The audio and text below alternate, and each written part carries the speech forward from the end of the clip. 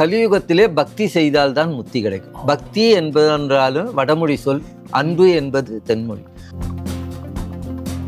நம்ம ஆதி சங்கரர் சொல்றார், வனச்சரனாக இருந்தவன் காலில் வேடனாக திரிந்தவன் பக்த சிரோன்மணியா போயிட்டாராம். காலத்தில் அவர் கடிச்சு சாப்பிட்ட மாமிச துண்டு சுவாமிக்கு தேவாமிர்தமா இருந்ததா. துறவிகளுக்கெல்லாம் அந்த கல்லாடை என்று ஒன்று இருக்கும், செம்மண் கலர்ல ஆடை போடுவார். அது என்ன காரணம் என்றால், திருநீரு ருத்ராட்சம் போடுறதெல்லாம் அங்கங்கள், அதெல்லாம் கோயிலுக்கு போதெல்லாம் அங்கங்கள். உள்ளத்துல அன்பு இருக்கணும். அன்பு இருந்தால் ஆண்டவனை நாம் அடைந்து விடலாம்.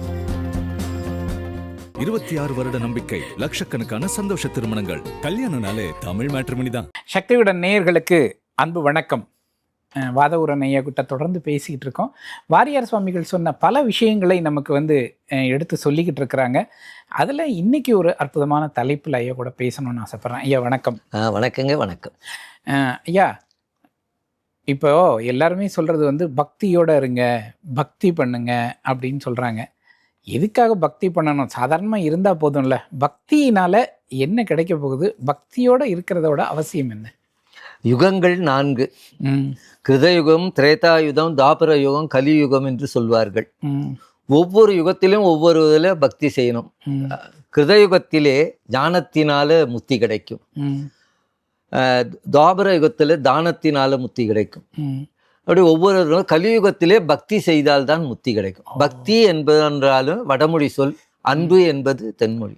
பக்தியின் வலையில் படுவோன் காண்க என்றார் மணிவாசகர். அன்பெனும் பிடியுள் அகப்படும் மலையே என்றார். இந்த கலியுகத்திலே பக்தி செய்தால் நாம் முத்தி பெறலாம்.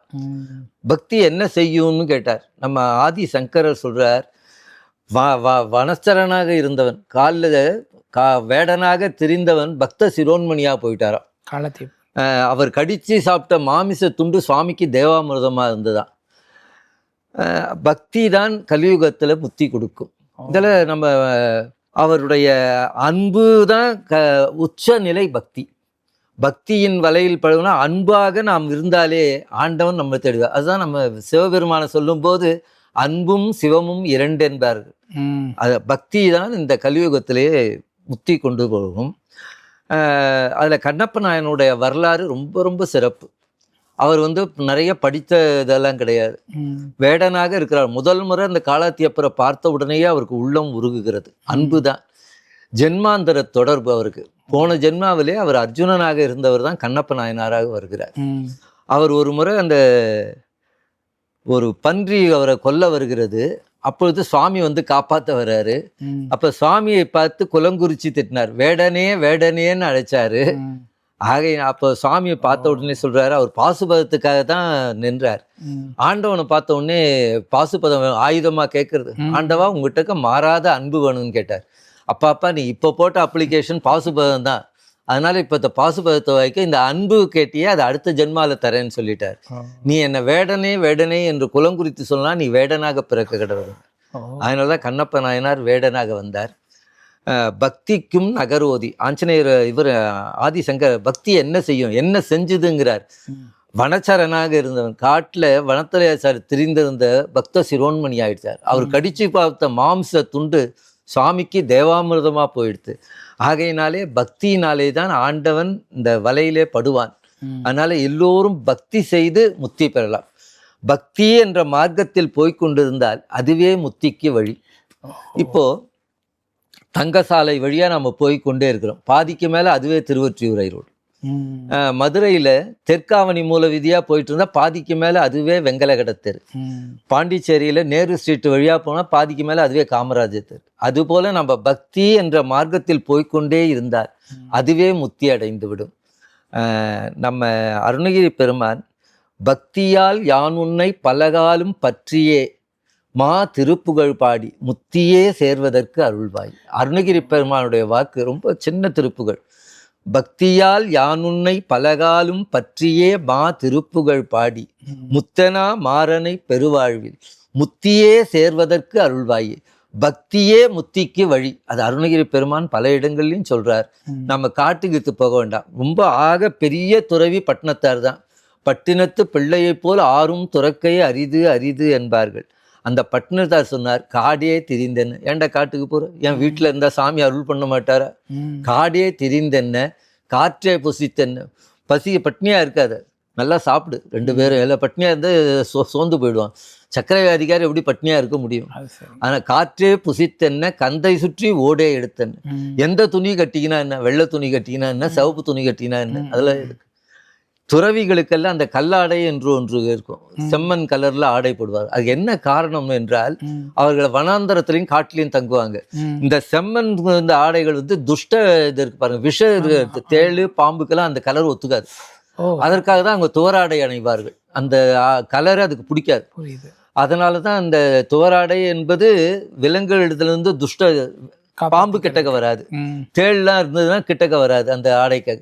அதனால தான் நம்ம பழங்காலத்துல வீடுகளில் செம்மண் பூசுவாங்க. நம்ம பெரியவங்கலாம் இப்போ அது பழக்கம் இல்லை. எங்க அம்மா காலத்துல வீட்டுல ஃபுல்லா செம்மண் தேய்ப்பாங்க. செம்மண் தேய்ச்சா துஷ்ட விலங்குகள்லாம் வராது, இந்த விஷ பூச்சிகள் எல்லாம். ஆகையினாலே காற்றே புசித்தென்ன கந்தை சுற்றி ஓடே எடுத்தென்ன உள்ள அன்பில்லாது. உள்ளத்துல அன்பு இல்லாம நீ எந்த ஆடை போட்டுன்னா என்ன பண்றது? அப்படி நீங்க சிவபெருமான்கிட்ட அன்பா இருந்த நாரியர்பால் வீடே இருப்பினும் வீட்டின்பம் மேவுவரே. பெண்களோடு கணவன் மனைவி 2 பேரும் சாமி என்ன. நீங்க இல்லறத்துல இருக்கிறவங்களுக்கு ஒன்றும் தடையே கிடையாது. ஏன் நம்ம எல்லா ஞானிகளும் இல்ல, அகஸ்தியர் லோபாமுத்திரையோட இருக்கிறார், வசிஷ்டர் அருந்ததியோட இருக்கிறார். நீங்களும் கணவன் மனைவி 2 பேரும் இருங்க, 2 பேரும் உள்ளத்தை சிவபெருமான்கள். அதனால்தான் பட்டினத்தார் சொல்றார், காடே திரிந்தென்ன காற்றே புசித்தென்ன கந்தை சுற்றி உள்ளன்பில்லாதவர். உள்ளத்தை அன்பு இல்லாமல் எது பண்ணும் பிரயோஜனம் இல்லை. நீங்கள்லாம் அன்பு என்றாலும் பக்தி என்றாலும் ஒன்றுதான். இறைவனை அடைவதற்கு மிக சிறந்த வழி எல்லா உயிர்களிடத்திலும் அன்பாக இருக்கணும். நம்முடைய அபிராமி பட்டர் கூட ஒரு பாட்டில் பாடுவார், தனம் தரும் கல்வி தரும் ஒரு நாள். அதில் அன்புடையவருக்குன்னே வரும், அம்பாள் பேர்ல அன்புன்னு இல்லை, எல்லா உயிர்களிடத்திலும் அன்பா இருந்தால் அம்பாளுடைய அருளை பெறும். தனம் தரும் கல்வி தரும் ஒரு நாளும் தளர்வரியா மனம் தரும் நெஞ்சில் வஞ்சமில்லா இனம் தரும். அன்புடையவருக்குன்னே வரும். அன்புடையவர்களுக்கு ஆண்டவன் எல்லாரும். அன்புன்னா அம்பாள் பேர்ல அன்பு கிடையாது, சகல உயிர்கள்த்தையும் நம்ம அன்பாக இருந்தால் இறைவன் அன்பை பெறலாம். இப்போ சத்தத்தால் நம்ம முக்கியமா பேசுறோம், அங்க வளவலான்னு வாய மூடு, சத்தத்தை சத்தத்தால் அடக்குவாங்க, முல்லை முள்ளால எடுப்பார்கள், வைரத்தை வைரத்தால அறுப்பார்கள். நாம் எல்லோரும் அன்புடையவர்களாக இருந்து இறைவன் அன்பை பெற வேண்டும். அதனால இப்போ ஒருத்தர் காலையில குளிச்சுட்டு பாத்ரூம் இது வந்து பூஜை ரூம் போலான்னு சுவிட்சில் கை வச்சார், ஹா கத்தனார். என்ன ஷாக் அடிக்கிறது, அவங்கவுங்க அனுபவிச்சு ஷாக் அடிக்கிறது எப்படி சொல்ல முடியும்? அவங்கள கை வச்சு தானே தெரிஞ்சுக்க முடியும். அதுபோல இறைவன் அன்பை பெற வேண்டும் என்பவர்கள் அன்பாக இருக்க வேண்டும். இதை குச்சேலருடைய கதையில பக்தியில ரொம்ப சிறந்தது. அவர் 450 மைல் நடந்து போறார், வெயில்ல நடந்து போறார். அவள் எடுத்துட்டு கிருஷ்ணரை பார்க்க போறாரு. அப்போ நல்லவர்கள் இருப்பாங்க, ஐயா நீ இப்படி வெயில்ல நடந்து போறியே, காலில் பாதரட்சை இல்லை, கொடை இல்லை, நிழலில் போகாமல் ஏயா வெயிலில் போகிறேன்னு. அப்போ குச்சேலர் சொல்லுகிறார், இந்த கொடிய வெயிலுக்கு சின்ன சின்ன உயிர்கள்லாம் நிழலில் இருக்கும், அந்த சீத நிழலில் செல்லில் சுற்றுயிர் தொகை சாம்பு, சின்ன சின்ன உயிர்கள்லாம் இறந்து போயிடும், அதுக்காக நான் வெயில் நடந்தேன். அவ்வளவு கருணை உயிர்களிடத்திலே இருந்ததனால் கண்ணன் கருணையை அவர் பெற்றார். நாமும் கருணை உள்ளவர்களாக இருந்து ஆண்டவன் கருணையை பெற வேண்டும். அதுதான் மிகச்சிறந்தது. திருநீரு ருத்ராட்சம் போடுறதெல்லாம் அங்கங்கள், அதெல்லாம் கோயிலுக்கு போதெல்லாம் அங்கங்கள். உள்ளத்துல அன்பு இருக்கணும். அன்பு இருந்தால் ஆண்டவனை நாம் அடைந்து விடலாம் என்று பட்னத்து சுவாமிகள் சொன்னார்கள். வாரியார் சுவாமிகளும் அதே தான் சொன்னார்கள் என்பதை சொல்லி, பக்தி என்பது வேடத்தில் மட்டுமல்ல, உள்ளத்துல அன்பு ஊற்றெடுக்க வேண்டும். ஓகே ரொம்ப ரொம்ப ரொம்ப அழகா எளிமையாக ரொம்ப கிறிஸ்பாக அந்த விஷயங்களை சொல்லியிருக்கீங்க. நேர்களே, இந்த வீடியோ உங்களுக்கு ரொம்ப பிடிச்சிருக்குன்னு நினைக்கிறேன். லைக் பண்ணுங்கள், கமெண்ட் பண்ணுங்கள், ஷேர் பண்ணுங்கள். வாதவூரன் ஐயா கிட்ட நீங்கள் என்ன கேட்க விரும்புகிறீங்க அப்படிங்கிறதையும் கமெண்ட்டில் தெரிவிங்க. அடுத்த முறை ஐயாவை சந்திக்கும்போது நிச்சயமாக அதுக்கு எல்லாத்துக்குமே நான் உங்களுக்கு பதில் பெற்றுத்தரேன். ஐயா ரொம்ப அழகாக சொன்னீங்க. நன்றி, வணக்கங்க. 26 வருட நம்பிக்கை, லட்சக்கணக்கான சந்தோஷ திருமணங்கள். கல்யாணம்னாலே தமிழ் மேட்ரிமோனி தான்.